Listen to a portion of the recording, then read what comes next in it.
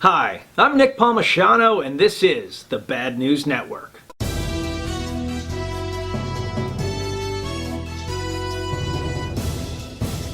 Muslim extremists were arrested in New Mexico this week for running a terrorist prep camp. That's what it was. It's weird that other news outlets didn't just call it that. At the camp, they found 11 emaciated children that were being taught to shoot up schools, as well as the body of one unidentified child. Siraj Wahaj, one of the 5 men arrested at the camp, is actually the son of his namesake, controversial New York Imam Siraj Wahaj. The elder Wahaj, who acted as a character witness for the 1993 mastermind of the World Trade Center bombing, claims he knew nothing about his son's training center. Yeah, I'll buy that. Sounds like a nice family.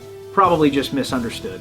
New York Congressman Collins, a staunch Trump supporter, was indicted along with his son of securities fraud this week. Responding to the insider trading claims, Collins replied, "Look, all we did was take some private information from some of our friends and buy stocks with it before the general public knew about it. That's hardly securities fraud." To which the government replied, "That is literally securities fraud." Alex Jones was kicked off of Spotify, Facebook, and YouTube this week for being a piece of human garbage. Many people who don't understand the First Amendment are blathering on about how Alex Jones' First Amendment rights have been taken away, because they don't realize the First Amendment applies only to government interference and not private interference. Even dumber people have argued that because Facebook is now a publicly traded company, that the First Amendment applies. Those people probably should not breed. Meanwhile, other intellectuals have asked, given how powerful Facebook has become, should it to some extent be considered a public utility? In other words, is it so powerful that if you are restricted from its use, you can't actually engage in regular society? Other intellectuals have questioned the cartel system inherent in the fact that Spotify, YouTube, and Facebook all kicked Alex Jones off on the same day after dealing with him for years.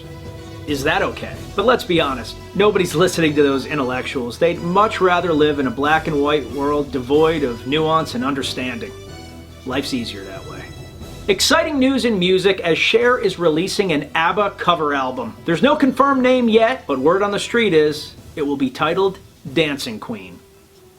DoD announced this week that it's going to be issuing combat awards for canines. One Belgian Malinois, upon being pinned with his combat award, walked right up to a bomb-sniffing Labrador, pissed on him, and said, "Pogue!"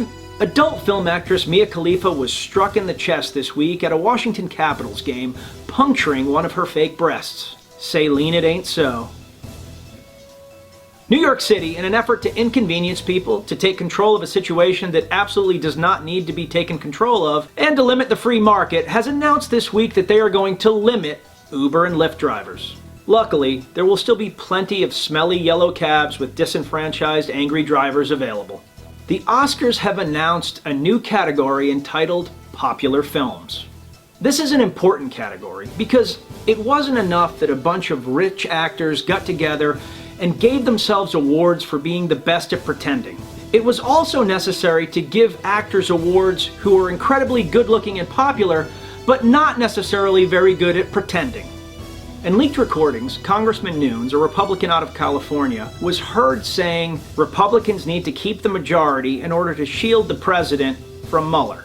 I, for one, am shocked to hear politicians talking about politics with other politicians. And finally, we've got to wrap this news up because Lena Swanson, a former Raindrop employee, is joining the Thin Blue Line today, and we are all going to go over to her ceremony and then get drunk and probably get arrested by the Thin Blue Line. And with that, I'm Nick Palmisciano with the Bad News Network. We're all the news that's fit to print. Just kidding. Our news is at least as bad as the news you're getting already. See you next week.